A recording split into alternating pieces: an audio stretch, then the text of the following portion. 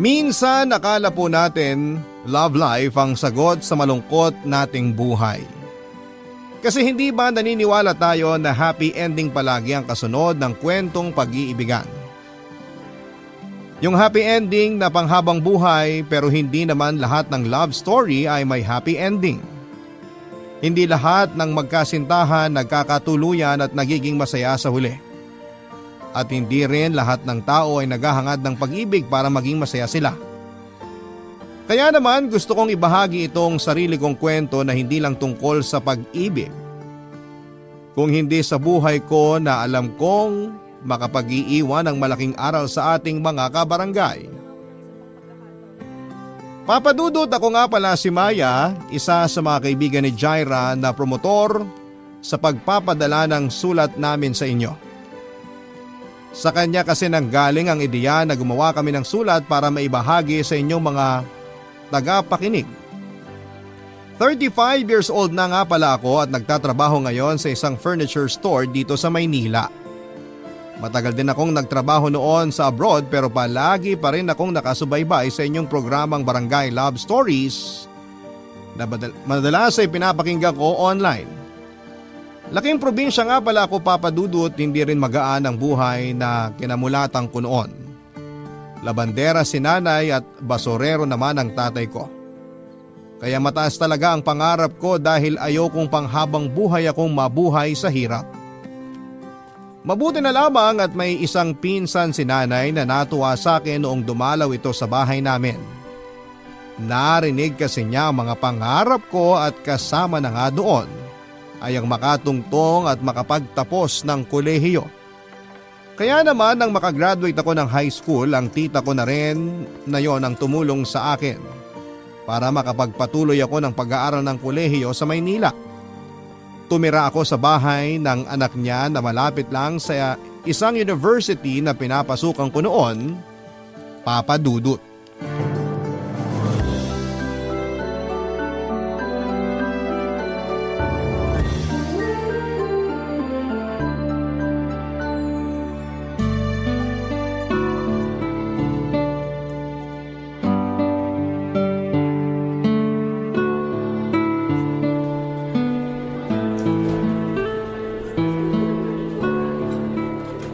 Grabe, nagugutom na ako. Kaya lang, sakto na lang napamasahe tong pera ko. Sa bahay na lang siguro ako kakain para hindi ko na magastos to. Kaya lang, kumakalam na talaga yung sikmura ko eh. Medyo nahihilo na rin ako. Makapaglakad nga muna para makaupo ako dun sa bandaron.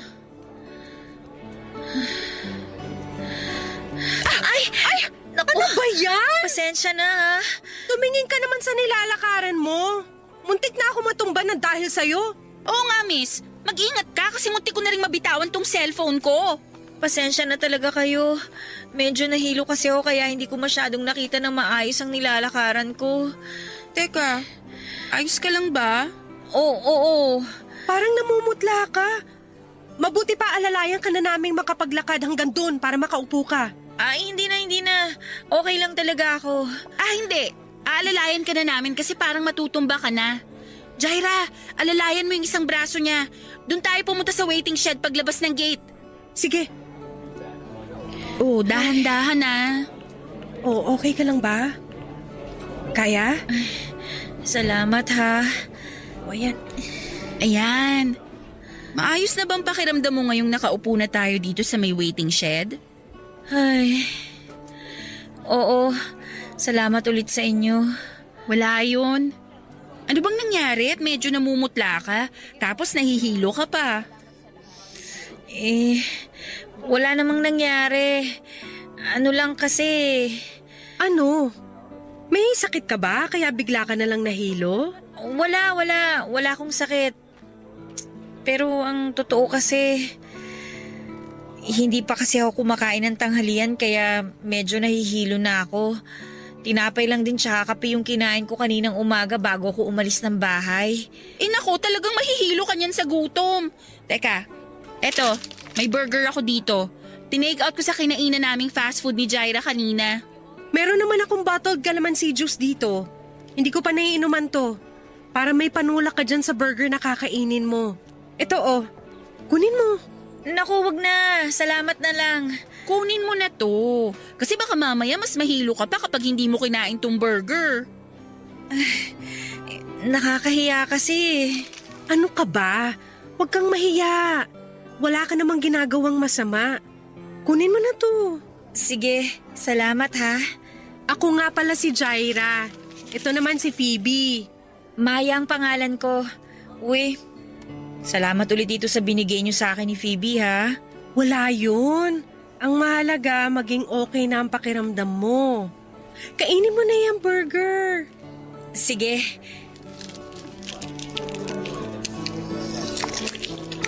Malapit lang ba dito yung bahay nyo? Medyo malapit lang pero sasakay pa ako ng isang jeep. Kaya hindi rin ako nakapagtanghalian kasi sakto lang itong pamasahe ko dito eh. Ay, ganun ba? Sabay na tayo maglakad mamaya kasi papunta rin kami ni Jaira malapit sa may sakayan ng jeep. Baka kasi mahilo ka ulit. Oo nga, mas okay na yung may kasama ka naglalakad. Malapit lang din naman yung bahay namin ni Phoebe dito. Pero tricycle naman ang sasakyan namin. Ang totoo, taga-probinsya talaga ako. Magdadalawang linggo pa lang ako dito sa Manila kasi pinag-aaral ako ng tita ko dito sa university. Talaga? Sakto pala kasi mula ngayon, kami na ang bahala ni Phoebe sa'yo. Isasama ka namin sa magagandang pasyalan dito sa Manila. Di ba, Phoebe? Tama si Jaira. May enjoy mo ang Manila kapag kami ang kasama mo, Maya. Uy, salamat talaga sa inyong dalawa ha.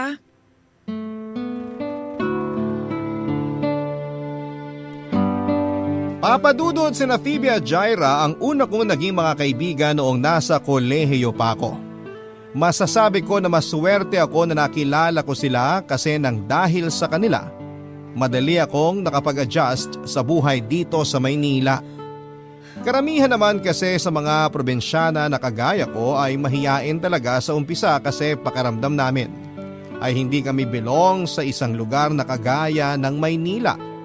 Pero nang dahil sa mga kaibigan ko na sina Phoebe at Jaira ay naramdaman ko na pantay-pantay lang ang mga tao anuman ang estado nila sa buhay. Kahit kasi may kaya sa buhay ang dalawang kaibigan ko ay palagi nilang pinaparamdam sa akin na hindi ako iba sa kanila. Sinasama nila ako sa mga lakad nila at ang pinakapaborito kong ang ginagawa namin ay yung pagwi-window shopping at pagtambay sa mall. Sila ang naging dahilan kung bakit naging masaya ang buhay college ko hanggang sa makatapos na kami sa kolehiyo. Papadudot nang makatapos ako ng pag-aaral ay doon ko na-realize na hindi pala talaga madali ang buhay dahil hindi rin kaagad ako nakakuha ng trabaho na gusto ko. At para makatulong na ako sa pamilya ko sa probinsya ay pinasok ko na ang pagtatrabaho sa isang department store. Mabuti na lang at magkasama kami ni Phoebe noon sa isang apartment kaya kahit papaano ay nakakatipid ako sa mga gastusin. Nang mga panahong ding yon ay naging bahagi ng barkada namin sina Juno, Mark at Apollo. Nang dahil sa mga kaibigan ko kahit papaano ay hindi ako nalulungkot kahit malayo ako sa pamilya ko. Kasi sila na mismo ang naging pamilya ko sa Maynila. Wala kami halos tinatago sa isa't isa maliban na lamang sa isang bagay.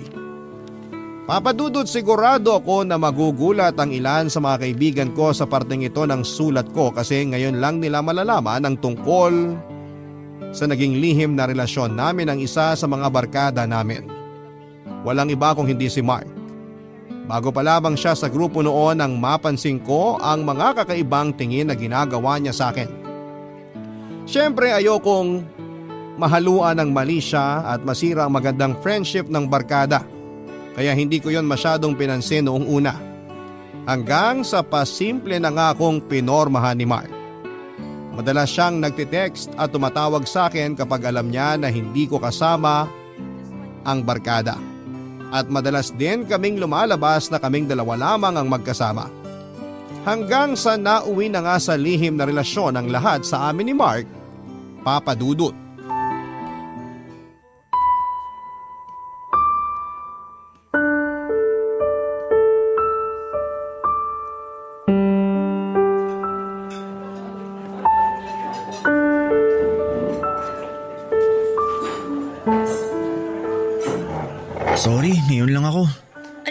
anong oras na? Almost 8 p.m. na. Oh, at kanina pa akong 6:45 dito sa restaurant naghihintay sa'yo. Pasensya na talaga. Traffic eh. Talaga? Traffic? Eh bakit hindi mo man lang masagot ang tawag ko kanina? Naka-silent kasi ang cellphone ko, kaya hindi ko napansin na tumatawag ka pala. Ni hindi mo man lang naalala na mag-text sa akin kung nasa ang lupalop ka na ba ng Manila? Mark naman, kanina pa ako nandito at mahigit 1 oras ako naghintay sa'yo. Nahihiya na nga ako sa waiter kasi nakailang balik na siya dito sa lamesa para tanungin ko anong pagkain ang o-orderin ko. Eh di dapat umorder ka na lang muna ng pagkain mo. Eh paano kung bigla kang hindi sumipot sa date natin? Eh di masasayang lang yung in-order kong pagkain tsaka yung perang pinambayad ko doon. Bakit ba ang init ng ulo mo, Maya? Dumating naman ako, di ba? Medyo na late lang pero nandito na ako oh. Kasi palagi ka nalang ganyan, Mark. Palagi ka nalang late sa mga date natin, tapos palagi mo nalang dinadahilan ng buwisit na traffic na yan. Yun naman kasi talaga ang totoo. Kahit saan ka lumingon dito sa Manila, kaliwat kanan ng traffic. At kaliwat kanan din ang ginagawa mong pambababae. Ha? Ano ba yung sinasabi mo? Alam mo kung anong tinutukoy ko. Mark, alam ko naman eh. Hindi lang ako ang babaeng dinedate mo. Bakit hindi mo aminin sa akin ngayon? Hindi ka na late dahil sa traffic. Na-late ka dahil galing ka pa sa date nyo nung isang girlfriend mo. Oh, pinagbibintangan mo na naman ako. Hindi kita pinagbibintangan dahil si Jaira mismo nagsabi sa akin na kung sino-sino raw babae ang pinopormahan mo sa opisina ninyo. Gusto ko na nga sabihin sa kanyang tungkol sa atin eh. Pero pinigilan ko lang talaga yung sarili ko kasi ayoko may makaalam sa barkada ng tungkol sa relasyon nating dalawa. O ngayon, sabihin mo sa akin na gumagawa pa rin ako ng kwento tungkol sa pambababae mo. Wala lang naman kasi yun. Mga kaopisina ko lang naman na babae yun. Madalas lang kaming nagbibiruan. Nakakabiruan o nakakalandian? Kasi magkaiba ang ibig sabihin ng dalawang yon. Minsan na nga lang tayo magkasama ng ganito, mag-aaway pa talaga tayo. Paano nga tayo magkikita ng madalas kung marami kaming babae na naghahati sa oras mo? Alam mo, sa totoo lang, nakakapagod na yung ganitong setup, Mark. Ano naman gusto mo mangyari? Tapusin ang relasyon natin na to? Oo, siguro. Alam ko naman kasi na hindi ka rin seryoso sa kung anong meron tayong dalawa. Rin? Ibig sabihin pala, sa umpisa pa lang hindi ka na seryoso sa akin? Ay, wag na tayong maglokohan, Mark. Alam ko naman na naghahanap ka lang ng pampalipas oras nung mga panahon na nagkakilala tayo. Aminin ko, ganun din naman ako eh. Na-miss ko yung pakiramdam na may boyfriend at nakakasama hindi lang sa ganitong date, kung hindi pati na rin sa kama. Pero habang tumatagal, lumalabo lang kung anumang meron sa ating dalawa. Kaya ang mabuti pa, tapusin na natin to para hindi na tayo nagsasayang ng oras.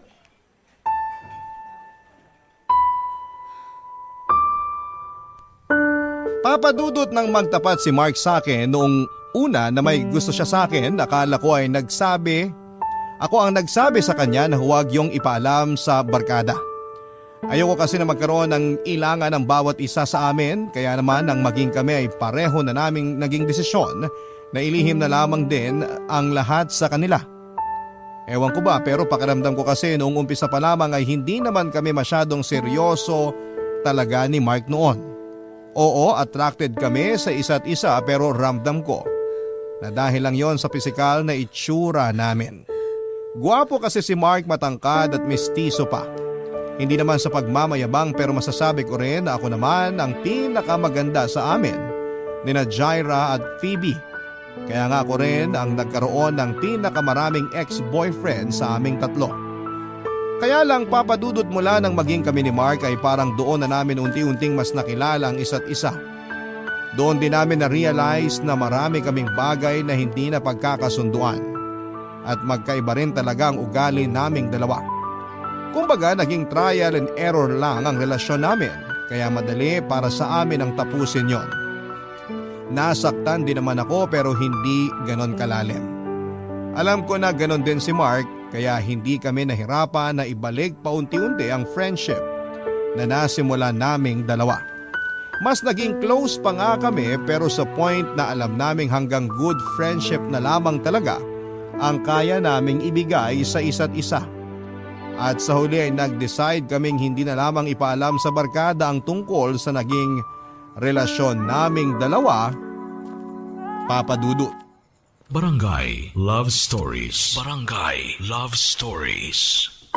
Papadudot, pagkalipas ng 5 taon ay nakilala ko naman si Andrew na nagtatrabaho malapit sa department store na pinagtatrabahuhan ko. Madalas ko na siyang nakakangitian sa tuwing magtatama ang mga tingin naming dalawa dahil gwapo siya, matangkad at matipuno ang pangangatawan. Kaagad naman akong na-attract sa kanya kaya nang minsan kaming magkasabay sa jeep pauwi ay hindi ko na pinagdamot ang pangalan at cellphone number ko nang tanungin niya yon sa akin. Naging madalas ang pagtitext niya sa akin hanggang sa mag-date na nga kaming dalawa. Hindi nagtagal ay naging boyfriend ko na rin si Andrew, Papadudut. Bukod sa attracted talaga ako sa itsura ni Andrew ay nagustuhan ko rin ang pagiging malambing niya, Papadudut. Gusto niya na palagi kaming nagkikita at nagde-date.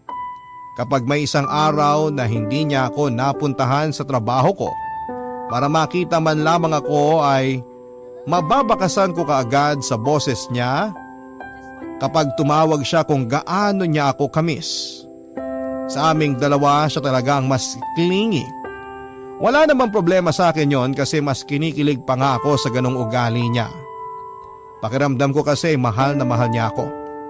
Kaya naman nang isuggest niya na magsama na lamang kami sa isang bahay ay kaagad ko yon na sinang-ayunan. At tila pati panahon ay sumasang-ayon din sa amin ni Andrew noon. Sinabi kasi sa akin ni Phoebe na aalis na siya sa inuupahan naming apartment at doon na siya titira sa bahay ng fiancé niya, Papadudut.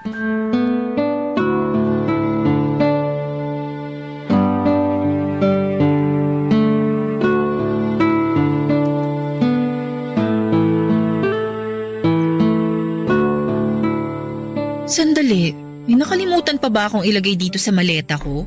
Mukhang okay naman na ang mga gamit ko dito. Phoebe, baka makalimutan mo tong mga pang skincare mo ha. Nakita ko nakaayos na sa lalagyan pero nandun lang sa ibabaw ng lamesa. Naku, ayan na nga. Kaya pala parang may kulang dito sa maleta ko pero hindi ko maisip kung ano. Ang dami pa naman ito kaya hindi mo talaga pwedeng maiwan. Sinabi mo pa. Inayos ko na to pero naiwan ko pa rin pala dun sa mesa. Salamat ah. Wala yun.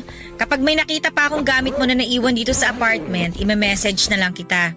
Grabe, maninibago talaga ako na hindi na kita kasama dito. Sorry kung medyo napaaga yung alis ko. Ang kulit kasi ng boyfriend ko. Gusto niya doon na ako magstay sa place niya.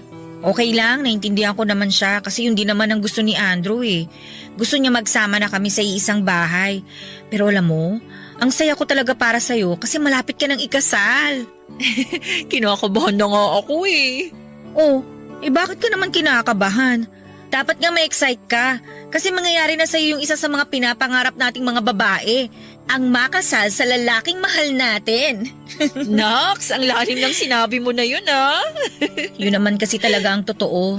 Sino ba namang babae ang hindi may-excite at magiging masaya kapag malapit na siyang ikasal sa lalaking mahal niya? Diba? Sa bagay, tama ka. Karamihan talaga sa mga babae, yun ang pangarap. Hindi ko lang maiwasan ang kabahan kasi syempre, ibang usapan na yung pagpapakasal. Kumbaga dito sa Pilipinas, halos pang habang buhay na kasunduan na yun ng dalawang tao na magkarelasyon. Hindi ka naman magpapakasal sa boyfriend mo kung hindi ka pa sigurado na siya yung gusto mong makasama habang buhay eh. Oo. Kaya nga tinanggap ko yung wedding proposal niya sa akin kasi mahal ko talaga siya. At wala na akong nakikitang ibang lalaki na gusto kong makasama habang buhay. Pero ayun nga, hindi ko lang maiwasan na kabahan kasi natatakot ako na magaya kami sa parents ko. Oo nga pala, galing ka nga pala sa broken family. Ay, oo. Imagine 10 years na magkarelasyon ang parents ko bago sila magpakasal ah. At kung kailan may mga anak na sila, saka pa naghiwalay. Bakit nga sila naghiwalay nun? Nagkaroon kasi ng ibang babae si Daddy. Pinatawad siya ni Mommy pero inulit niya ng inulit ang pambababae niya. Mabuti nga natauhan na si Mommy kasi kahit ako, ayoko nang nakikita siyang umiiyak dahil lang sa ginagawang kalokohan ni Daddy. At yun sana ang ayokong mangyari sa amin ng fiancé ko. Ayokong mauwi lang sa hiwalayan ng pagsasama naming dalawa. Hindi mangyayari yan, Phoebe. Iba ang daddy mo sa fiancé mo. Kaya sigurado ako na magiging mas maayos ang pagsasama niyong dalawa. Sana nga, Maya. Ikaw ba? Kailan niyo balak magpakasal ni Andrew? Nako, matagal pa yun. Bakit naman? Kasi hindi ka pa niya inaalok ng kasal? Kahit alokin niya ako ng kasal, baka tanggihan ko lang din yun. Wala pa kasi talaga sa plano ko yun eh. Alam mo naman na malaki pa yung responsibilidad ko sa pamilya ko. Tsaka, kailangan ko silang unahin kaysa sa pansariling kaligayahan ko. Okay lang ba kay Andrew na hindi muna kayo magpakasal? Feeling ko naman okay lang sa kanya. Kasi hindi naman namin napag-uusapan yung tungkol sa kasal eh. At saka bago ko siya sinagot noon, sinabi ko sa kanya na marami akong responsibilidad sa buhay. Hindi ko siya pwedeng gawin na number 1 priority ko. Ayos lang naman daw sa kanya yon. Basta ang mahalaga, mahal namin ang isa't isa. Papadudot nang umalis na nga si Phoebe sa apartment ay si Andrew na ang nakasama ko doon. Mas nakilala ko siya ng lubusan mula nang magsama kami sa iisang bubong. Mas naging malambing at maalaga siya sa akin kaya mas lalo ko rin siyang minahal.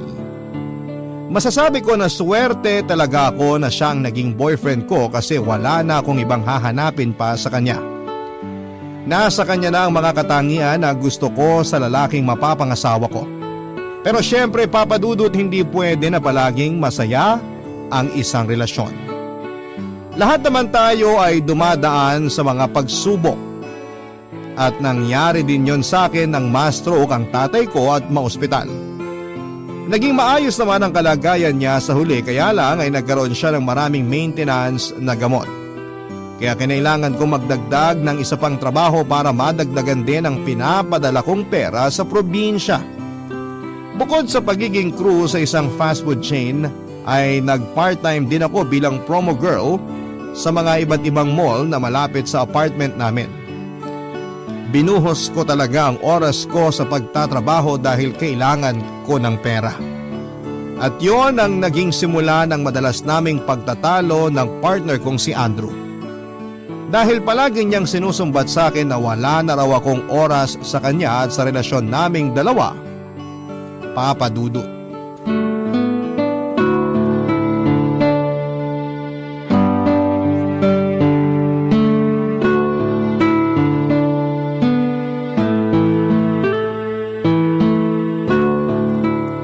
Sa tingin nyo? Ano sa mga sinukat ko na wedding gown kanina yung pinakabagay sa akin?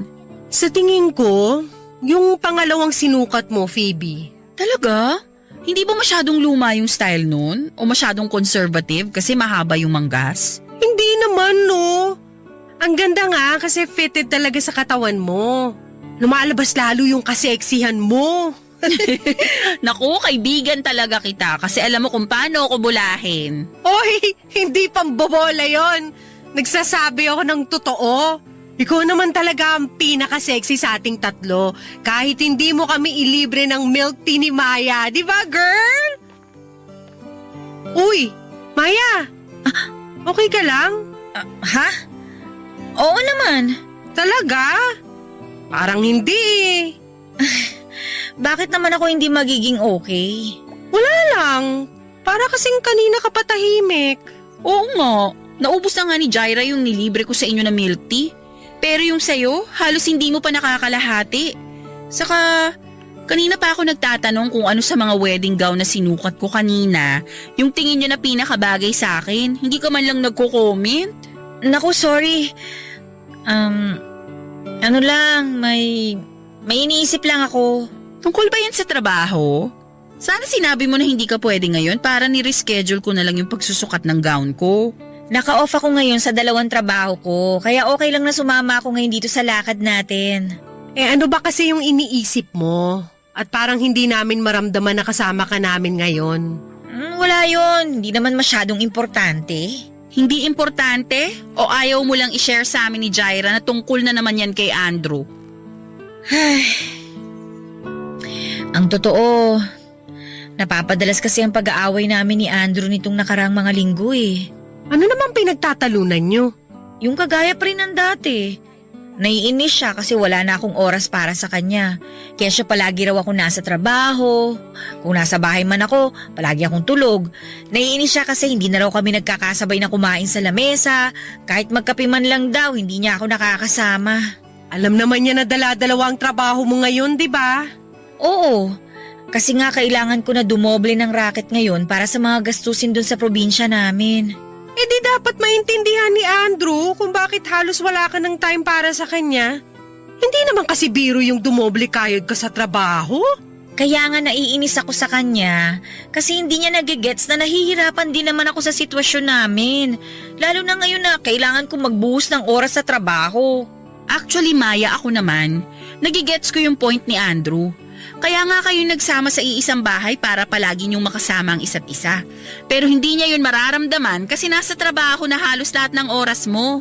Wala naman kasing choice si Maya. Kailangan niyang gawin yun para sa pamilya niya sa probinsya. Kung gusto, maraming paraan ang pwedeng gawin. Kung ayaw, maraming dahilan, Jaira. Kahit 5 to 10 minutes lang na pakikipagkwentuhan sa isang araw, magagawa ni Maya yun kay Andrew. Iba rin kasi yung feeling na nararamdaman mong kasama mo pa rin yung partner mo.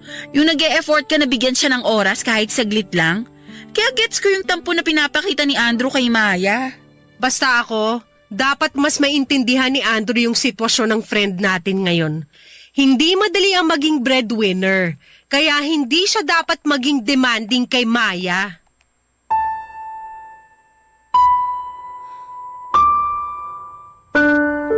Papa Dudut, naiintindihan ko naman si Andrew sa tuwing sasabihin niya sa akin na hindi na niya maramdaman na magkasama kami sa iisang bahay. Kasi nga ay palagi akong nasa trabaho noon.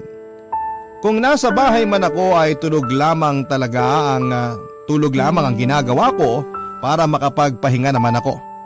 Hindi na kami madalas na nagkakausap, nakakapagkwentuhan o nagkakasabay na kumain sa lamesa.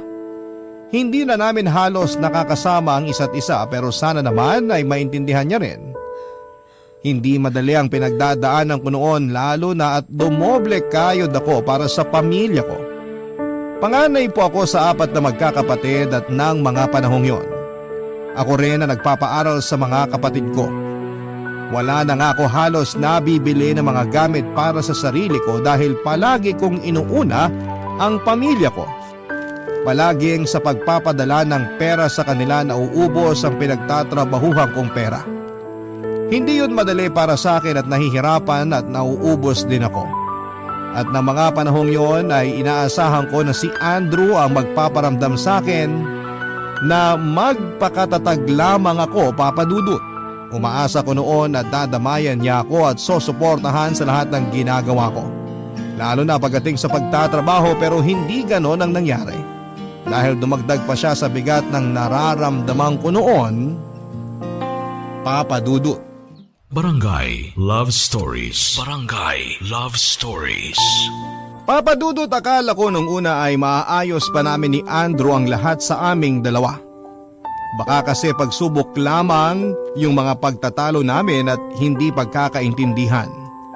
Baka darating din ang araw na mas maunawaan namin ang isa't isa at maliliwanagan kami sa mga issue sa relasyon namin. Kaya lang habang tumatagal, mas lumalala ang pagtatalo naming dalawa. Kung hindi kami nagpapansinan sa apartment, nag-aaway naman kaming dalawa. At ang palaging sinusumbat ni Andrew ay yung oras na hindi ko maibigay sa kanya o sa relasyon namin. Ang dating tuloy sa akin noon ay masyado siyang nagiging selfish sa point na parabang ang gusto niya ay sa kanya na lamang umikot ang mundo ko na hindi naman pwede dahil malaki pa nga ang responsibilidad ko sa pamilya ko. Hindi niya yon naisip kasi hindi naman siya kagaya ko na breadwinner sa pamilya. Sa bandang huli, Papa Dudut, ay natapos din ang relasyon namin ni Andrew. Sobrang nasasakal at nahihirapan ako sa kanya. Lalo na at sumasabay pa siya sa problema ko sa pamilya ko. Kaya naman ako na ang nakipag-break sa kanya, Papa Dudut. Nung una ayaw niyang pumayag pero buo na ang desisyon ko ng mga panahong yon. Wala rin siyang nagawa kung hindi ang tanggapin ang pakikipaghiwalay ko. Para makapag-move on ako kaagad ay pareho kaming umalis ng apartment at tumira ako sa mas maliit at mas mura na paupahan.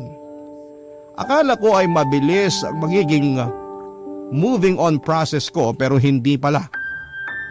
Dahil pagkalipas lamang ng ilang linggo ay naramdaman ko kaagad na sobrang miss ko na si Andrew. Doon ko po na-realize na totoo ang sinasabi ng iba na malalaman mo ang kahalagahan ng isang tao kapag hindi mo na ito nakakasama. Kasi pakiramdam ko ay mas minahal ko pa si Andrew mula nang maghiwalay kaming dalawa. At dahil nahihirapan ako ng mga panahon na yon ay humingi ako ng payo sa isa sa mga pinaka-close ko sa barkada na si Juno. Tinawagan ko siya at nakipagkita ako sa kanya sa coffee shop. Kaya lang habang naghihintay ako ay tumawag naman sa akin si Mark at humingi ng payo tungkol sa sarili niyang love life. Nagawa ko naman siyang kausapin saglit at bigyan ng payo bago pa dumating si Juno sa coffee shop kung saan ko siya hinihintay, Papa Dudut.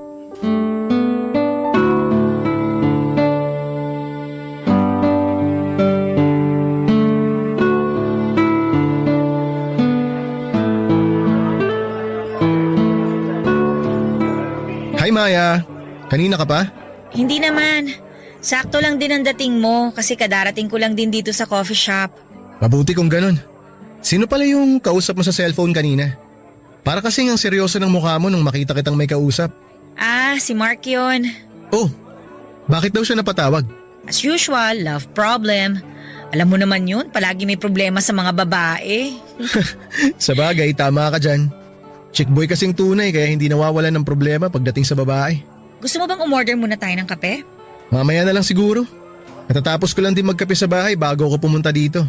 Late ko na kasi nabasa yung chat mo kanina na dito pala tayo sa coffee shop magkikita. Pasensya na kung short notice ha. Late rin kasi sinabi ng manager namin na wala akong shift ngayon sa restaurant kaya nabakante yung oras ko. Ikaw talaga yung kauna-unahang pumasok sa isip ko na gusto kong makausap tungkol sa problema ko ngayon. Mukhang love problem din yan ah. Medyo. Oh, uso yata ang love problem ngayon sa barkada natin. Ano bang gusto mong itanong sa akin? Sige, makikinig ako. Ay, ayun nga. Kasi alam nyo naman na dalawa-dalawa yung trabaho ko ngayon.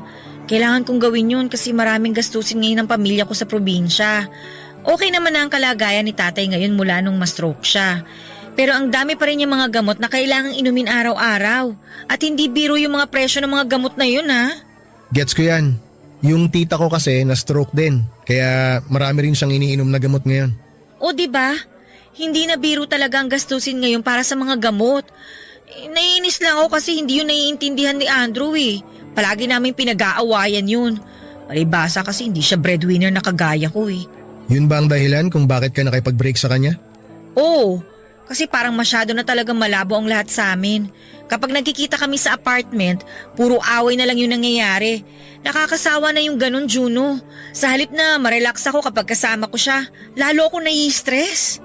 Pero narelax ka ba nung maghiwalay kayong dalawa? Nung una, masasabi ko na, oo, medyo. Kasi wala nang Andrew na umaaway sa akin kapag panay ang overtime ko sa trabaho. Wala nang Andrew na nagde-demand sa oras ko. Wala nang Andrew na nakikihati sa atensyon ko. Ayun naman pala eh. Ano pang problema mo kung okay naman pala sa'yo yung naging hiwalayan nyo? Kasi sa totoo lang, namimiss ko na kasi siya eh. Yung pag-aasikaso niya sa akin, yung mga yakap niya, yung boses niya. Basta lahat sa kanya, namimiss ko. Mahal mo pa ba? Hindi naman nawala yun. Pero ayun nga, kailangan ko lang talagang gawin yung pakikipaghiwalay sa kanya. Kasi hindi na healthy yung relationship naming dalawa eh. Masyado nang nagiging mabigat para sa amin ng mga araw na magkasama kami sa iisang bahay. Tsaka, alam ko na nagiging unfair na rin ako sa kanya.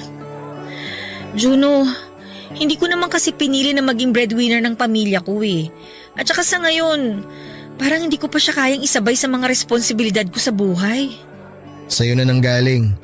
Hindi mo pinili na maging breadwinner. At hindi mo dapat hayaan na masanay ang isang tao na sa kanya lang pwede umikot ang mundo mo. Sa panahon ngayon, may kanya-kanya tayong priority sa buhay. At dapat alam mo kung anong priority ang dapat mong unahin para hindi ka masyadong mahirapan. Pero maliban na nakipaghiwalay ako sa kanya kahit mahal ko pa siya. Wala namang maling desisyon, basta kaya mong pangatawanan yun. Alam ko Maya na mahirap talaga ang sitwasyon mo ngayon. Pero piliin mo kung sino sa tingin mo ang dapat mong unahin. At kung sino ang tao na dapat mong bitawan para kahit pansamantala, gumaan ang bagahe mo. Masyado nang mabigat ang mga dala mo. Kailangan mo na magbawas ngayon. Tsaka kung sakaling naguguluhan ka sa lahat ng to, ang isipin mo, hindi mo lang ginagawa to para sa pamilya mo. Ginagawa mo rin to para sa sarili mo. Papa Dudut, masasabi ko na si Juno ang pinakamatalino sa barkada namin. Siya rin ang takbuhan ng karamihan sa amin kapag may problema kami. Iba kasing magbigay ng payo si Juno at sobrang gaan niya rin kausap. Yung tipo na hindi kami mahihiyang mag-open ng kahit na anong personal naming problema sa kanya. At kagaya ng inaasahan ko ay nakakuha ako ng matinong payo mula sa kanya. Tama naman kasi ang sinabi niya, may kanya-kanya kaming priority sa buhay na dapat unahin. Hindi pwede na masanay kaming paikutin ang mundo sa iisang tao lamang. Dahil sa bandang huli, kami lang din ni Andrew ang mahihirapan kapag pinagpatuloy namin ang relasyon namin kahit na alam namin na marami kaming hindi na pagkakasunduan. Papadudod, kahit mahirap ay nagsimula akong umusad at kalimutan ang lahat sa relasyon namin ni Andrew. Nag-focus na lamang ako sa pagtatrabaho at pagtulong sa pamilya ko. Pinili ko sila at hindi ko sila kayang pabayaan. Hindi nagtagal ay nakatanggap ako ng job opportunity sa Singapore. May pinsan kasi ako nagtatrabaho doon at sinabi niya na pwede niya akong tulungan na makaalis ng Pilipinas. Wala sa isip ko noong una na maging OFW, pero naisip ko rin na maraming dahilan para hindi ko palampasin ang job opportunity na yon. Hindi lang para sa pamilya ko, kung hindi para na rin sa sarili ko. Kaya naman sa huli nagpa siya ako na tanggapin ang trabahong inalok sa akin ng pinsan ko. Malungkot at mabigat talaga sa akin yon, hindi lang dahil sa pamilya ko na matagal kong hindi makikita, kung hindi dahil na rin sa mga kaibigan ko na halos pamilya na ang turing ko. Papadudod, malapit na ang pag-alis ko ng bansa nang magaya si Juno na magkita-kita ang barkada sa mismong araw ng mga puso taong 2018. Nang dumating ako doon, si Phoebe lang ang wala pa ng mga oras na yon. At hindi ko inaasahan ang pakulo na inihanda ni Juno para sa espesyal na araw na yon. Ang tungkol sa time capsule, kung saan ay maglalagay kami ng mga bagay na sumisimbolo sa estado ng buhay namin ng mga panahon na yon. Habang pinapaliwanag yun ni Juno ay natatahimik na lamang ako habang nag-iisip kung ano bang dapat na ilagay ko doon. Binuksan, kinapa ko ang bulsa ko, binuksan ko ang bag ko at sinilip ko ang laman ng wallet ko. Doon ko nakita ang bagay na gusto kong ilagay sa time capsule na babalikan namin ng mga kaibigan ko pagkalipas ng ilang taon, Papadudut.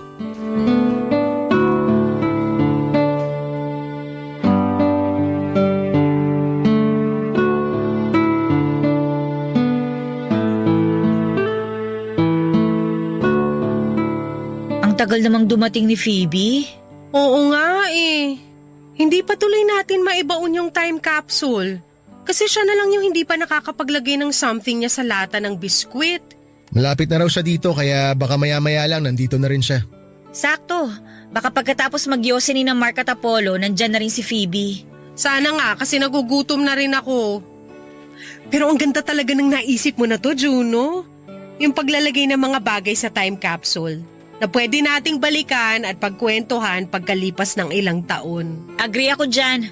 Na-excite na nga ako na kinakabahan kasi syempre, di ba, maraming pwedeng mangyari pagkatapos ng araw na to.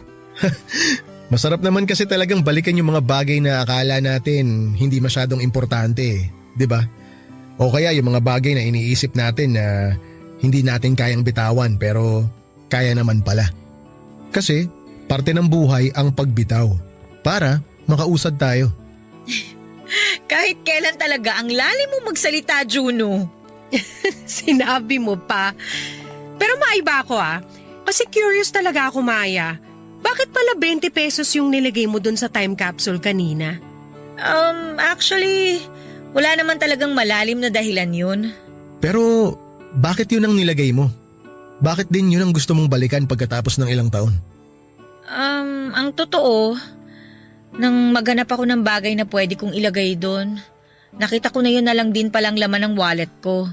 Buti nga may dalang kotse si Apollo at makakasabay ako sa kanya pa uwi mamaya Kung yung 20 pesos na yun na lang ang laman ng wallet mo, bakit nilagay mo pa yun sa time capsule? Wala lang. Kasi gusto kong balikan ng araw na to kung kailan parang sabay-sabay na bumagsak sa akin yung mga pagsubok.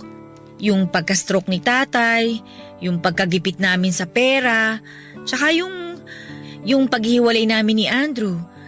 Gusto kong alalahanin yung moment na kahit gaano kahirap yung buhay ko, na kaya ko namang lampasan ang lahat.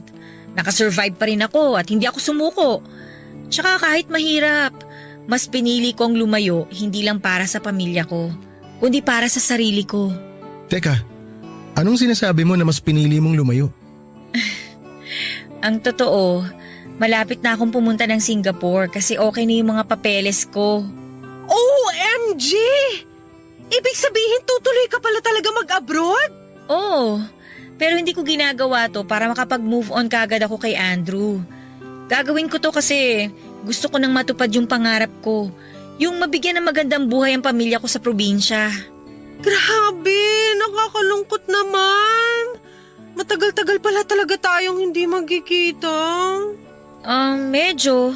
Kasi ilang taon din ang magiging kontrata ko doon. Pero pwede naman tayo mag-video call kapag may oras tayo. Iba pa rin yung totoong magkakasama tayong barkada. Jaira, hayaan mo na si Maya sa gusto niyang gawin. Nakakalungkot, oo, pero dapat na maging masaya pa rin tayo para sa kanya. Kasi eto na yun yung pangarap na gusto niya para sa sarili niya. Kaya Maya, congrats Mahirap talaga maging OFW, oo. Pero alam ko, kakayanin mo. Si Maya pa ba? Pinakaastig sa barkada yan Walang hindi kakayanin para sa pamilya niya. Congrats, Maya! Masaya ako para sa'yo. At sigurado magiging masaya rin ang buong barkada mamaya kapag nalaman nila to. Kasi kagaya ng sinabi ni Juno, ito na yung hinihintay mong katuparan ng mga pangarap mo. Salamat sa inyo guys Ano ba yan? Naiiyak na kaagad ako. Basta, magtawagan pa rin tayo palagi Sobrang mamimiss ko kayo ng barkada. Papa Dudut, may mga desisyon tayo na pwedeng makapagpabago sa paniniwala o buhay natin. Hindi kasi pwede na palagi na lamang tayong nagpapatalo sa emosyon natin at nagpapadala sa agos ng buhay. Aminin man natin o hindi ay madalas na kailangan nating maging praktikal lalo na kapag hindi naman tayo pinanganak na otomatikong swerte sa pera. Hindi ko naman sinasabi na malas ako sa pamilyang kinalakhan ko. Sadyang hindi lang talaga ako kagaya ng mga kaibigan ko na swerte pagdating sa pera. Ganon pa man ay biyaya para sa akin ang pamilya ko. Kasi sila ang naging daan para mas makilala ko ang sarili ko. At mas maging matatag pa ako sa hamon ng buhay. Kung hindi dahil sa kanila ay hindi ko makikita ang totoong gusto kong gawin. Yon ay ang mas maging successful sa karera. Papa Dudut, 2 linggo pagkatapos naming magkita-kita ng mga kaibigan ko noong February 14, 2018 ay umalis na po ako ng bansa para magtrabaho sa Singapore. Mahirap, sobra. Kahit pa sabihin na matagal ko rin hindi nakakasama ang pamilya ko kasi sa Maynila ako nagtatrabaho nung una at nasa probinsya sila. Pero iba pa rin pala yung sa ibang bansa na ako nagtatrabaho. Kasi may mga oras na isa sa kanila ang nagkakasakit tapos hindi ko kaagad sila mapuntahan. May mga gabi na naiiyak na lamang ako kasi sobra ko silang nami-miss. May mga araw na gusto ko na lang umuwi ng Pilipinas para makasama na ulit sila. Pero lahat ng lungkot at pagka-homesick ko ay pinilit kong labanan. Ginawa ko yon para sa kanila at pagkalipas nga ng ilang taon ay hindi ako nabigo na bigyan sila ng maayos na buhay. May mga relasyon na nagtapos at nag-iwan sa atin ng magandang alaala. Meron ding relasyon na mahirap balikan dahil sa mapait na karanasang ibinigay nito sa atin. Minsan pa mahirap ding kalimutan lalo na ang malalim na peklat na iniwan nito sa ating isip at damdamin. Na pwedeng maging dahilan para matakot tayo na magmahal at magtiwalang muli. Magandang araw sa inyo, Papa Dudu. Tawagin niyo na lamang po ako sa pangalang Elias. 29 years old at nagtatrabaho po bilang loan processor sa isang bangko dito sa Bulacan. Nakilala na rin talaga ako sa opisina namin bilang isang workaholic na tao. Tinutokso pa nga nila ako noon na masyado na raw akong seryoso sa buhay ko. Na dapat daw ay bigyan ko naman ng tamis ang sarili ko dahil baka raw tumanda na akong binata. Ganon talaga siguro kapag alam ng mga taong nakapaligid sa akin na matagal na akong single. Okay naman ako sa ganong setup sa buhay ko, Papa Dudut. Kasi wala akong ibang iniisip kung hindi ang sarili at trabaho ko. Hindi ko inaalala ang mga tao na hindi ko naman kaano-ano. Pero syempre palaging may isa na darating sa buhay natin para baguhin ang pananaw natin. At nangyari yon nang makilala ko si Carol. Bago lamang siya sa opisina namin pero pinsan siya ng isang tenured na kaopisina ko na medyo ka-close ko na rin.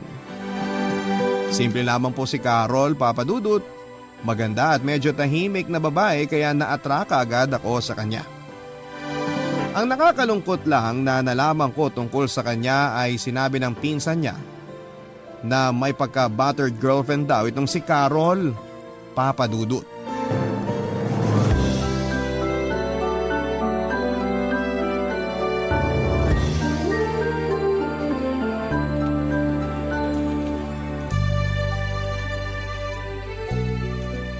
Hindi naman sa pinag-iisipan kita ng masama. Tinatanong ko lang naman kung sino yung kasama mo kagabi. Ang sabi mo kasi nasa bahay ka lang pero nakita ka raw ng pinsan ko sa bar na may kasamang ibang babae. Kanino ka ba maniniwala? Sa akin o doon sa pinsan mo, chismosa? Yan ang hirap sa'yo eh. Napakatamang hinala mo. Honey, huwag ka namang magalit sa akin. Wala naman talaga akong ibang ibig sabihin. Hindi kita inaaway. Bahala ka sa buhay mo. Magsama kayo ng pinsan mo. Gusto ko lang malaman kung sino yung... Hello? Hello, honey? Gary? Hello? Ay, pinabaan na ako. Hi Carol, Oy, ikaw pala yan, Elias. okay lang ba kung makishare ako ng table sa'yo? Sige, ayos lang. Wala naman ako ibang kasama. Kinuha nga pala kita ng kape. Nakita ko kasi na nauna ka mag-coffee break sa akin kanina pero parang hindi ka pa nagmimerienda. Hindi ko nilagyan ng gatas yan kasi baka hindi ka mahilig sa matamis. Salamat. Sakto rin to kasi hindi rin talaga ako mahilig sa matamis. Ah! Aray! Mainit pala to. Napaso tuloy yung dila ko. Naku, pasensya ka na. Bagong kuha ko lang yan sa vending machine. Sorry, hindi ko agad nasabi sa'yo. Ayos lang. Kasalanan ko rin naman kasi basta ko na lang ininom to. Late ka na rin pala nakapag-coffee break, no? Medyo nga eh. Ang dami kasing pinahabol ng pinsan mo na report sa akin kanina kaya ngayon lang ako natapos. Alam kasi niya na workaholic ka kaya sa'yo niya tinambak ang mga trabaho. Uy, nagbagong buhay naman na ako. Hindi na ako yung kagaya ng dati na puro na lang trabaho at overtime. Kahit paano, marunong na akong gumimik ngayon. Talaga ba? Parang hindi ko napapansin yun ah. Mula kasi nang magtrabaho ko dito, parang never kitang narinig na sumama sa gimmick ng mga kaopisina natin. Nagkakataon lang yun kasi nga may nakaset na ako mga lakad. Pero kagabi, sumama ako nung yayain nila ako magbar. Ikaw nga tong hindi sumama eh kasi ang sabi mo, gusto mo magpahinga ng maaga. Hindi rin naman kasi ako mahilig gumimik. Saka ayaw din ng boyfriend ko na gumigimik ako. Siya ba yung kausap mo kanina? Oo, si Gary. Gary pala pangalan ng boyfriend mo. Kung di ako nagkakamali, siya yata yung nakita ng pinsan mo kagabi. Ang balita ko, tinawag nga raw ng pinsan mo yung boyfriend mo sa pangalan niya, tapos kinawayan. Kaya lang hindi pinansin yung pinsan mo, diretso lang daw na lumabas ng bar yung boyfriend mo. Yun nga rin ang sabi ng pinsan ko sa akin nung makausap niya ako kanina. Nakita niya raw si Gary kagabi sa bar. Alam mo ba na nandun yung boyfriend mo kagabi? O yun yung dahilan kung bakit nag-aaway kayo sa tawag kanina? Grabe, ang pait pala talaga nitong kape, no? Ang tapang, ang lakas makagising ng dugo. Oo, kaya gusto ko talaga ng black coffee. Para tanggal ka agad ang antok bago bumalik sa trabaho. Ilyas, kailangan ko na rin palang bumalik sa loob. Patapos na kasi coffee break ko. Sabay na ako sa'yo. Ubus na rin naman tong kape ko eh. Okay, tara. Papadudot, kahit na hindi ikwento ni Carol ang dahilan ng pag-iyak niya ng mga oras na yon ay alam ko naman na tungkol yon sa boyfriend niya. Pero dahil ayokong bumigad pa ang nararamdaman niya noon ay hinayaan ko na lamang na hindi namin pag-usapan ang tungkol doon sa boyfriend niyang si Gary. Sa totoo lang ay naaawa ako noon kay Carol dahil hindi niya deserve ang masaktan ng dahil sa isang lalaki. Oo, hindi ko naman kilala ang boyfriend niya pero sa ilang buwan na magkatrabaho kami ni Carol ay nakilala ko na kaagad siya bilang mabait na tao.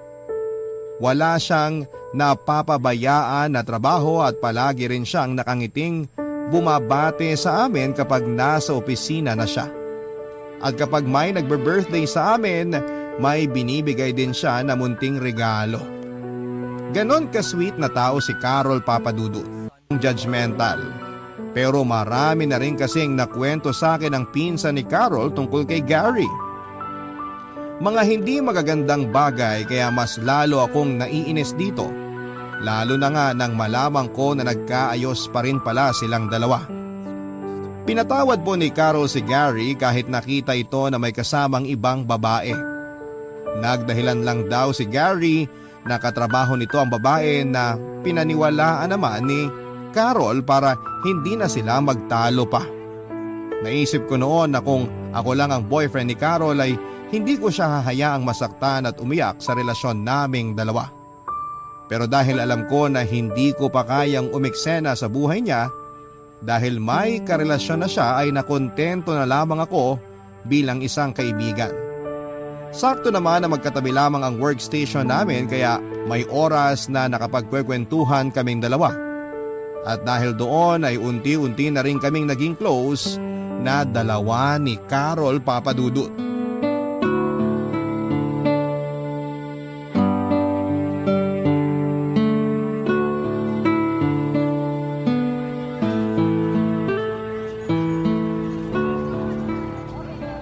Ay, mabuti na lang talaga umabot ako sa unang misa dito sa simbahan. Maaga ako makakapag-grocery nito. Teka, si Carol ba yung kalalabas lang din ng simbahan? Oo, si Carol nga. Carol!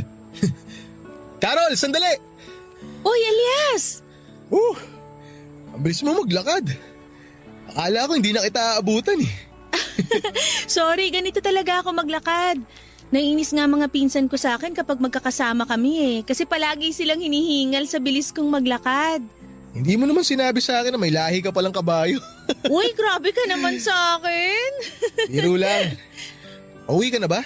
Oo, papunta na ako dun sa may sakay ng tricycle malapit sa covered court. Sabay na ako sa'yo. Kasi malapit lang dun yung sakay ng jeep papunta sa mall. Okay, sige. Dito ka rin pala nagsisimba pag Sunday? Oo, dito rin. Pero tuwing gabi talaga ako nagsisimba.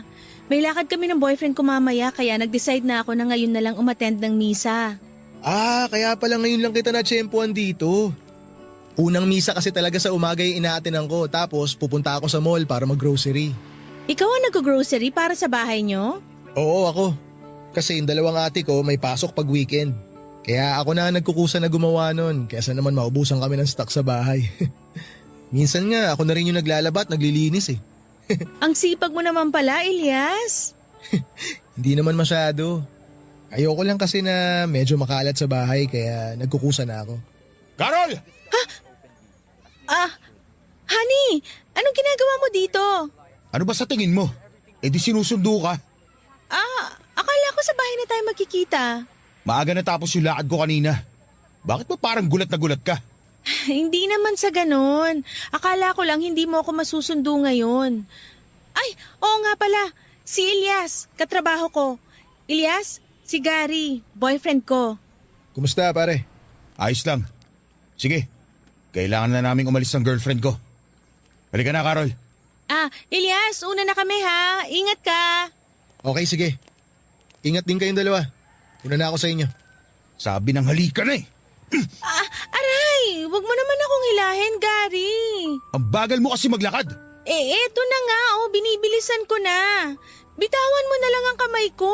Nasasaktan na ako sa paghawak mo sa akin. Nahihirapan tuloy ako maglakad. Huwag ka na nga umarte dyan. Ang dayo pa sinasabi. Ano, nataranta ka? Nahuli kitang may kasamang ibang lalaki. Ha? Landi mo ring leche ka eh, no? May pasimba-simba ka pa, sipain kita dyan eh. Katrabaho ko lang si Elias at nakasabay sa paglabas ng simbahan. Yun lang yun. Hindi ka na. Huwag kang mag-isip ng masama tungkol sa kanya. Wala akong ginagawang mali. Gary, bitawan mo na yung kamay ko. Nasasaktan na talaga ako.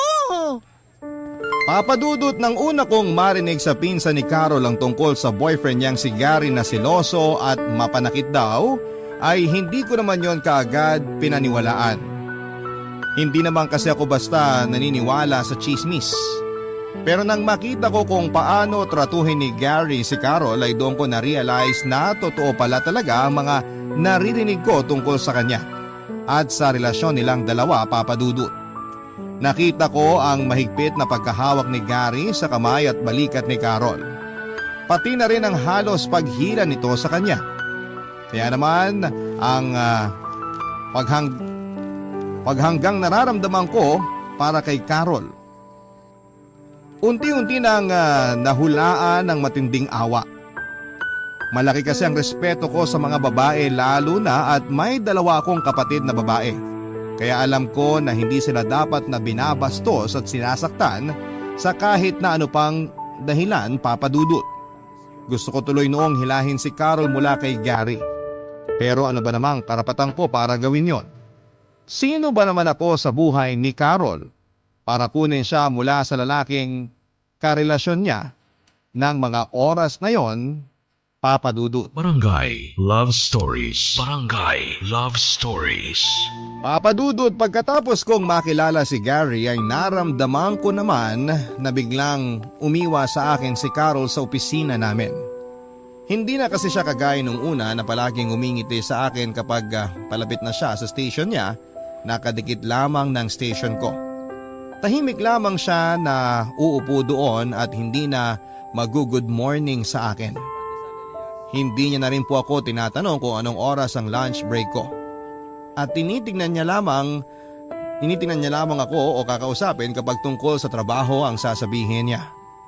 Nakakapanibago kasi parang biglang nawala na yung malambing at masayahin na Carol na nakilala ko.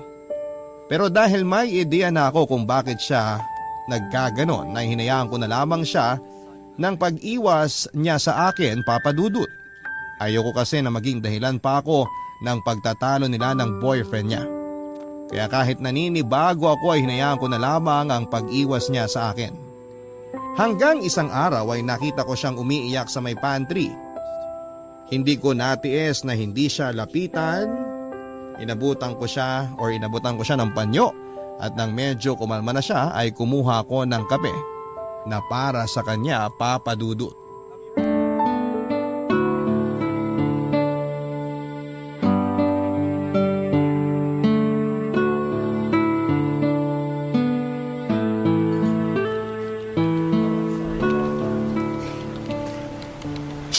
Carol, eto ang kape oh. Salamat. Hindi ko muna sasoli itong panyo mo kasi basa na nagsipon at luha ko, Elias. Ano ka ba? Okay lang. Sa'yo na lang muna yan. Mukhang kailangan mo pa rin ng panyo hanggang ngayon eh. Hindi kasi talaga ako nagdadala ng panyo. Tapos naubos ko na isang pack ng tissue na dala ko kanina. Kaya lang ayaw pa rin tumigil ng luha ko hanggang ngayon. Huwag mo kasing pigilan. Hayaan mo lang sila na kumawala sa mga mata mo para mapagod silang magwala. Ay, oo nga pala. Kakakuha ko lang sa vendo niyan kaya ingat ka sa pag-inom, baka mapaso ka na naman. Hindi ko rin pala nilagyan ng gatas yung kape mo kaya medyo matapang ang lasa. Para naman kahit papano, mapalitan ng pait yung sakit na nararamdaman mo dyan sa dibdib mo. Elias, sorry ha. Bakit ka naman nagsasorry sa akin? Wala ka naman nagawang atraso sa akin ah. Wala ka rin namang atraso sa trabaho kasi palagi mo natatapos sa mga naka-assign na report sa'yo. Hindi naman yun tungkol sa trabaho. Sorry kasi iniwasan kita. Si Gary ba ang dahilan? Oo, kasi ayaw niya raw na makitang kasama o kinakausap pa kita. Ako pa rin ba ang dahilan kung bakit nag-away kayo sa tawag kanina na kinuwento mo sa akin? Hindi.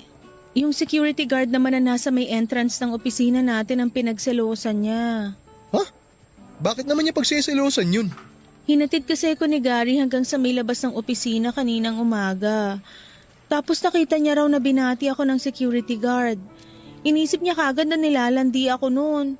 Nagulat na nga lang ako na pag-check ko na cellphone ko, ang dami na niyang text sa akin na puro mura at masasakit na salita.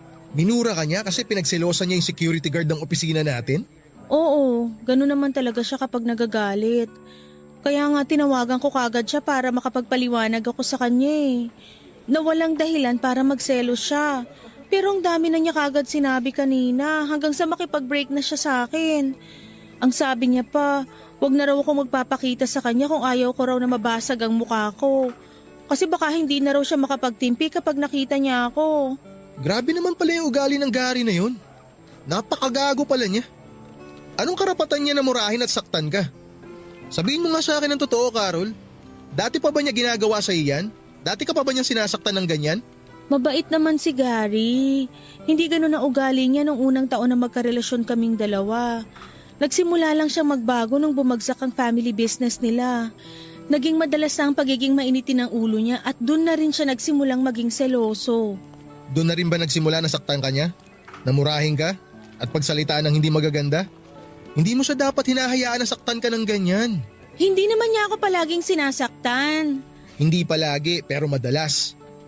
Una sa lahat, wala naman talagang dahilan para magselos siya. Kasi wala ka namang ginagawang masama. At pangalawa, kahit ano pang dahilan, wala siyang karapatan na pagbuhatan ka ng kamay o murahin ka. Nagagawa niya lang naman yun kapag mainit ang ulo niya. Mahal ko siya, kaya kailangan ko siyang intindihin. Pero hindi yun dahilan para hindi mo na mahalin ang sarili mo. Alam mo, Carol, kung hindi ka kayang irespeto ni Gary bilang girlfriend niya, irespeto ka naman niya sana bilang babae. Papadudot doon ko po napatunayan na totoo talaga ang mga naririnig ko noon tungkol kay Carol at sa boyfriend niyang si Gary. Grabe pala ang pagiging mapanakit nitong boyfriend kapag nagsiselos ito. Ayaw na ayaw raw kasi ni Gary na nakikitang may ibang lalaking nakakasama o nakakausap si Carol. Kapag nangyari daw yon at nakita ni Gary ay nakakatanggap siya ng masasakit na salita at ang mas malala pa ay nasasaktan siya nito ng pisikal. Hindi ko na tuloy napigilan ang sarili ko na mamura si Gary habang pinag-uusapan namin siya ni Carol. Para sa akin kasi, kahit na ano pa man ang dahilan ng pag-aaway, wala kaming karapatan na mga lalaki na saktan ng pisikal o emosyonal ang karelasyon namin. Lahat naman ay nadadaan sa mabuting pag-uusap, kaya bakit kailangan na murahin pa siya o kaya ay sampalin ni Gary sa tuwing nagagalit o nagsiselos lamang ito. Marami pa akong gustong sabihin kay Carol na masasamang salita na para kay Gary pero pinigilan ko na lamang ang sarili ko. Alam ko kasi na nung mga oras na yon, kailangan ni Carol ng makakausap at makakakwentuhan. Kaya naman ginawa ko ang lahat para maramdaman niya na handa akong makinig sa mga kwento niya, Papa Dudut.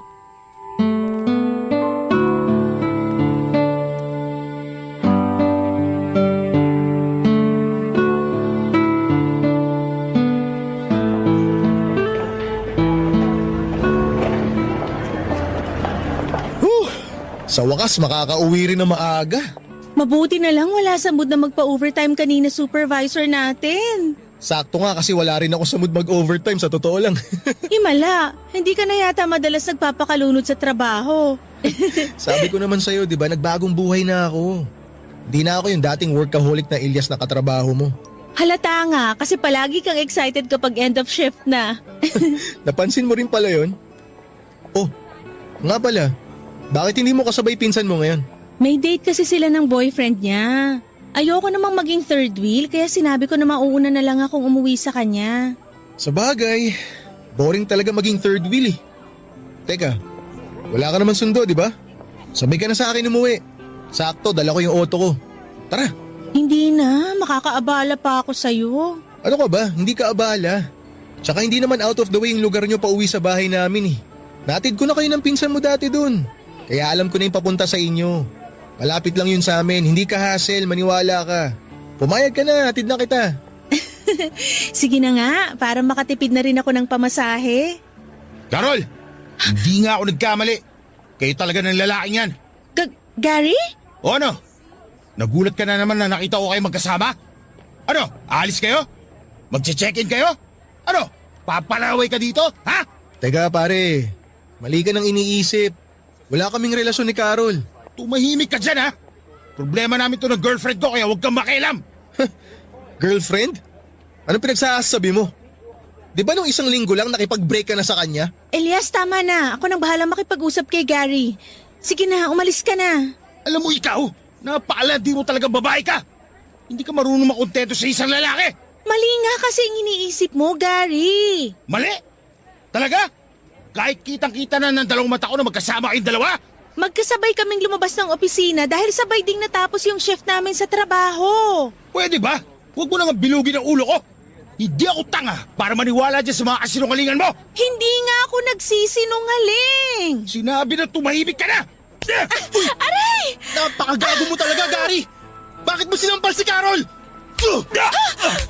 Elias! Ano? Tama na! Lumabang ka! Huwag mo nasaktan si Gary! Carol, nung huwag saktan! Hayaan mo na nasampalin ka ng tarantadong to? Gary, ayos ka lang ba? Halika, tutulungan kitang tumayo. Bitiwan mo ako, malandi ka! Huwag mo akong hawakan! Gary! Mali kasi ang iniisip mo! Wala talaga kaming relasyon ni Elias. Ikaw ang mahal ko!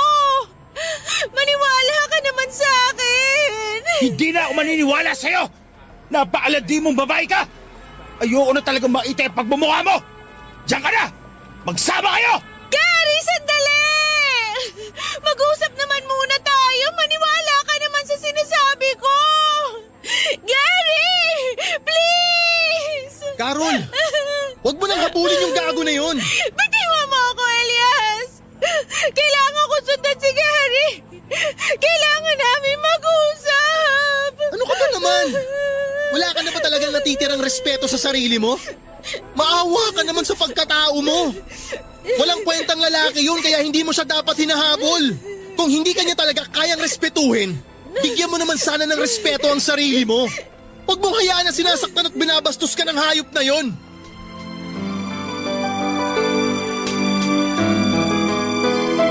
Papadudot ilang beses pang sinubukan ni Carol na habulin si Gary pero hindi ko na siya hinayaan pa na gawin yon. Sapat na yung nakita ko kung paano siya tratuhin at saktan ni Gary kaya naman pinigilan ko talaga siya na sumunod pa kay Gary. Sinabi ko na hindi niya dapat hinahayaan si Gary na saktan siya at hindi respetuhin. Umiyak siya noon habang ilang ulit na sinasabing mahal niya si Gary. Pero mas diniin ko na dapat niyang mas mahalin ang sarili niya. Sa huli, papadudot ay nakumbinsi ko rin po siya na hayaan nang umalis si Gary noon. Ako na rin ang naghatid sa kanya sa bahay sakay ng kotse ko. Tahimik lamang siyang umiiyak sa buong biyahe namin. Nagpasalamat naman siya nang makarating na kami sa tapat ng bahay nila. At bago siya buwaba ng kotse ay sinabi ko sa kanya na sana ay huwag niyang hayaan na masaktan siya ng ibang tao. Hindi niya deserve ang paulit-ulit na masaktan. At walang babae ang deserve na masaktan ng pisikal at emosyonal ng isang lalaki, papadudot. Barangay Love Stories. Barangay Love Stories. Hindi ko naman siya kaagad pinormahan dahil ayokong isipin niya na sinasamantala ko ang pagkakataon na broken-hearted pa rin siya. Basta na kontento na lamang ako sa paglalim ng friendship naming dalawa. Nang lumipas ang 3 buwan ay doon ako nag-decide na ligawan si Carol, papadudot. Ginawa ko po ang lahat para maiparamdam sa kanya na seryoso ako sa panliligaw ko. Hindi naman ako bigo na mapasagot siya. Kaya lang hindi naging madali ang lahat sa relasyon naming dalawa. Grabe kasi ang trauma na naiwan ni Gary kay Carol. Nang minsang sinama ko siya sa family reunion namin. Ayaw niyang makahalubilo sa ibang tao kasi baka raw magalit ako sa kanya. Tapos naramdaman ko na minsan ay parang takot din siya sa akin. Para bang pakiramdam niya ay sasaktan ko siya anumang oras na magkasama kami. Ayaw niyang ipahawak ang kamay niya sa akin kapag yayakapin ko siya at minsan ay napapaiwas siya ng tingin dahil akala niya ay sasaktan ko siya.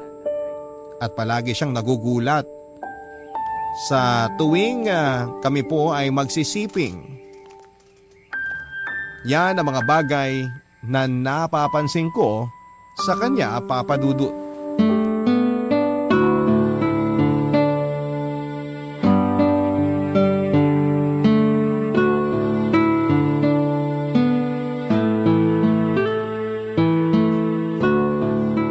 Hello, babe. Nakauwi ka na? Oo babe, kararating ko lang dito sa bahay. Parang medyo na traffic ka yata ah. Medyo nga eh, kasi may banggaan dun sa isang kalsada na nadaanan ko. Doon talaga ako medyo nagtagal kanina. Sabi ko naman sa'yo, dapat hindi mo na ako hinatid pa uwi dito sa bahay namin. Nahirapan ka pa tuloy makauwi. Eh hindi naman pwede yun, kasi sinama kita sa birthday celebration ng lola ko tapos mag-isa kitang pauuwiin. Tsaka hindi naman ako masyadong napagod. Ikaw ba? Nag-enjoy ka ba kanina? Oo naman, kasi kasama kita. Pero sorry babe ha. Oh, bakit ka naman nagsusorry? Kasi kinausap ko yung pinsan mong lalaki.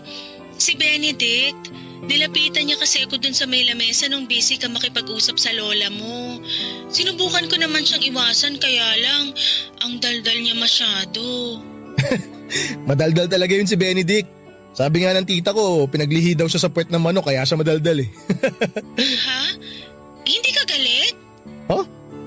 Bakit naman ako magagalit? Baka kasi magselos ka dahil kinausap ko siya. Walang issue sa akin kahit kausapin mo pa ang lahat ng pinsan kong lalaki kasi may tiwala naman ako sa'yo.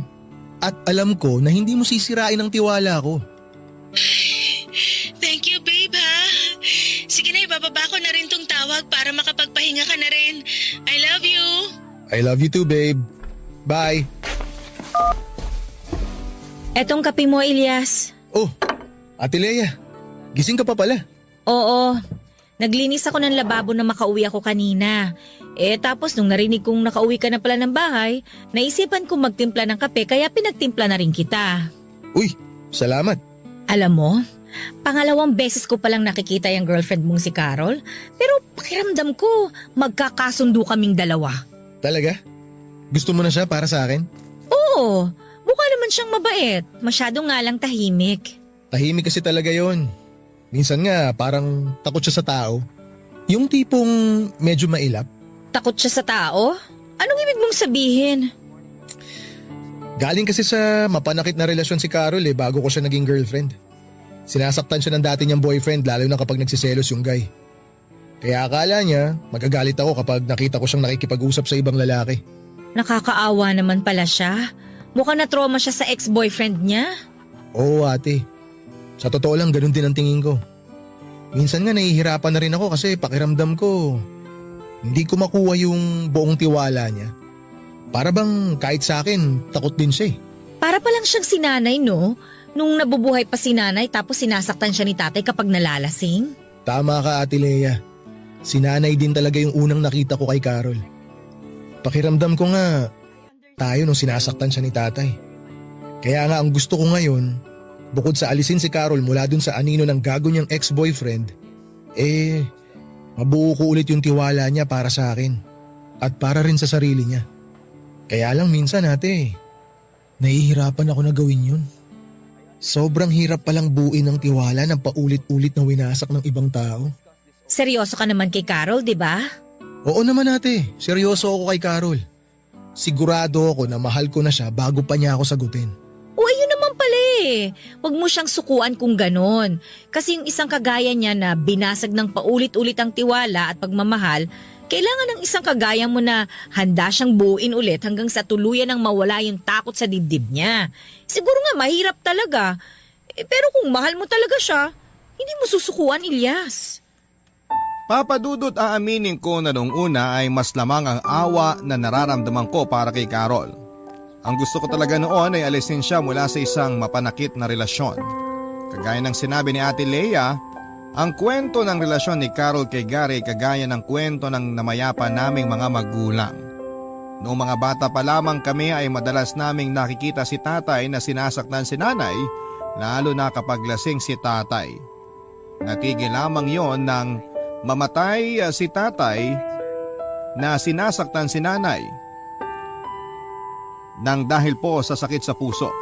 Pero hanggang sa araw ng libing niya ay nakita ko kung gaano siya kamahal ni nanay dahil sa lakas ng pag-iyak nito. At wala pang isang taon nang lumipas ay si nanay naman ang namatay dahil sa kanyang sakit na asma.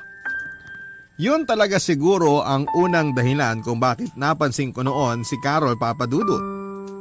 Kasi nakikita ko si nanay sa kanya na kahit sinasaktan na ng taong mahal niya ay patuloy pa rin po na kumakapit sa relasyon na yon. Pero ang awa na naramdaman ko sa kanya ay napalitan na rin ng pagmamahal. Kahit minsan ay nakakapagod na rin intindihin ang takot na nararamdaman niya. Kasi kung wala pa siyang tiwala na hindi ko siya sasaktan ay bakit sinagot niya po ako? Pero dahil mahal ko si Carol ay hindi ko siya susukuan, Papa Dudut.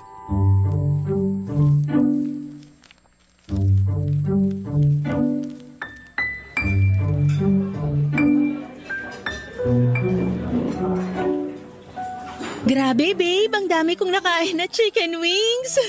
Ako rin naman eh. Tingnan mo nga tong plato ko, oh. Punong-puno ng mga buto. Hindi naman papatalo tong plato ko. Puno na rin ng mga buto. Oh. Pero babe, ang sarap pala dito sa kainan na to, no? Nag-enjoy ka ba, babe? Oo, sobrang nabusog talaga ako. Tsaka sulit yung 199 natin kasi only chicken wings na, may only rice tsaka bottomless iced tea pa. Mabuti naman at nagustuhan mo dito. Alam mo, matagal na talaga kitang gustong yayain na kumain dito eh. Di lang ako makakuha ng tiyempo. Bakit ngayon mo lang ako dinala dito? Iniisip ko kasi na hindi mo trip yung mga ganitong kainan kaya hindi kita niyayaya. Alam mo naman kung gaano ako kalakas kumain, di ba? Oo, alam ko talaga kung gaano ka kalakas kumain. Pero hindi halata sa katawan mo, babe. Kasi sobrang sexy mo. Kita mo to, binola pa ako. Pero ayun nga, hindi naman ako mapili sa pagkain, babe. Kahit nga sa gotohan o mamihan, pwede tayong dun mag-dinner kung gusto mo. Kasi masarap din naman yung mga pagkain dun, tapos mura pa. Oo, naalala ko nga na nakatatlong mangko ka ng goto nung kumain tayo sa food court ng mall. Nagulat talaga ako dun, babe. Uy, gutom lang ako nung araw na yun, no? Sinabi ko naman sa'yo na ang dami kong nilakad, kaya triple din talaga yung naging gutom ko. Grabe, nakakahiya naman. Kasi hanggang ngayon hindi mo pa rin makalimutan yon. Hindi ko makakalimutan yon kasi dun ko nakita kung gaano ka talaga kalakas kumain. Oh, Babe, yung kamay ko. bakit? Ayaw mo ba na hinahawakan ko yung kamay mo? Hindi naman, kaya lang kasi. Kaya lang ano? Wala. Hanggang ngayon ba? Pakiramdam mo sasaktan kita? Lagi mo pa rin bang iniisip na hihigpitan ko ang hawak ko sa'yo hanggang masaktan ka? Carol, tapatin mo nga ako. Takot ka pa rin ba sa akin? Hindi naman sa ganun. Pero bakit parang pakiramdam ko hindi ko pa rin makuha tiwala mo? Alam mo naman ang kwento ng naging relasyon namin ni Gary, di ba? Oo, alam na alam ko ang kwento nyo. Pero hindi ako si Gary. Ako si Ilyas. Boyfriend mo na ako. Kahit minsan, Carol, hindi kita sinigawan. Hindi kita minura, hindi kita sinaktan. At kahit kailan, hindi ko gagawin yung mga yun. Oh, bakit ka umiiyak? Hindi kita inaaway at mas lalong hindi ako galit sa'yo. Alam ko naman yun. Nagigilty lang ako kasi pakiramdam ko nagiging unfair ako sa'yo, Ilyas. Sorry ha.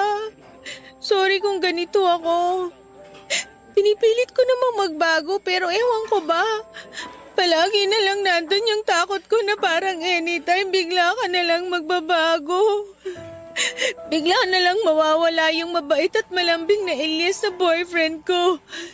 Natatakot ako na bigla ka na lang maging kagaya ni Gary.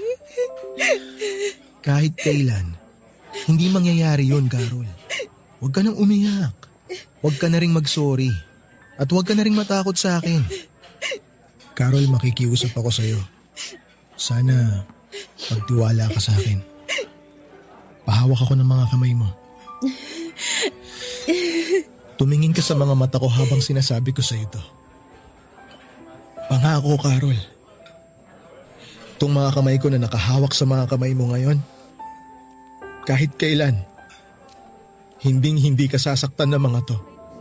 At ako, ang lalaking nasa harap mo ngayon, nangangako na hindi magbabago.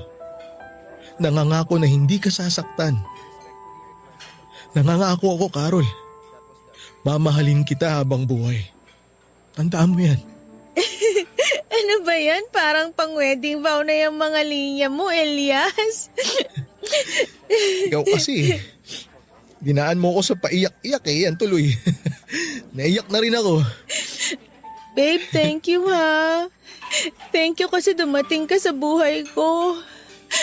Promise, hindi ako bibitaw mula dito sa mga kamay mo at gagawin ko lahat para tuluyan ang mawala ang takot dito sa puso ko. Papadudot, hindi ko naman talaga masisisi si Carol kung magkaroon man siya ng ganong kalaking takot pagdating sa relasyon. Ilang taon niya ring tiniis ang lahat ng sakit para lamang hindi mawala sa kanya ang taong mahal niya. Tapos ay bigla akong darating sa buhay niya at magbibigay ng pagmamahal ko. Kahit gaano pa ako kaseryoso sa kanya, naisip pa rin niya na anumang oras ay pwede ko siyang saktan kapag nagalit ako sa kanya. Dahil yon ang nakasanayan niya kay Gary. Pero dahil mahal ko siya, hindi ako sumuko na iparamdam sa kanya ng paulit-ulit na hindi ako kagaya ng ex-boyfriend niya. Hindi ko siya mumurahin, sasampalin o sasaktan sa kahit na anong paraan. Hindi ko rin naman binigla si Carol, Papadudut. Ayokong pilitin na makuha kaagad ang tiwala niya. Inunti-unti ko na magawa niya yung maibigay sa kanya ang lahat ng respeto at pagmamahal. Hanggang sa maramdaman ko na nagtatagumpay ako sa gusto kong mangyari. Nagsimula sa nagagawa ko ng hawakan ng kamay niya ng matagal kahit papaano nayayakap ko na siya ng matagal at nagagawa ko na siyang halikan kahit sa pisngi lang. Pero mas masarap sa pakiramdam kapag siyang gumagawa noon sa akin kasunod ang mga salita kung gaano niya ako kamahal. Hindi nga nagtagal, Papadudot, ay nakumbinsi ko rin si Carol na makipag-usap sa isang life coach para mapayuhan siya tungkol sa trauma na nakuha niya mula sa kanyang naging mapanakit na relasyon. Nakita ko na naging malaking tulong yon sa girlfriend ko dahil mas madalas ko na siyang makitang ngumingiti at mas naging malambing na rin siya sa akin. At nang makapag-usap kaming dalawa, humingi po siya ng tawa dahil hindi niya raw kaagad na ibigay sa akin ang buong tiwala niya sa umpisa ng relasyon naming dalawa. Sinabi ko naman sa kanya na huwag niya na yung isipin dahil ang mahalaga, yung mas nagagawa na niyang iparamdam sa akin ang pagmamahal niya. Sa ngayon ay magtatatlong taon na ang aming relasyon. At plano ko na rin na alokin siya ng kasal sa taon na ito.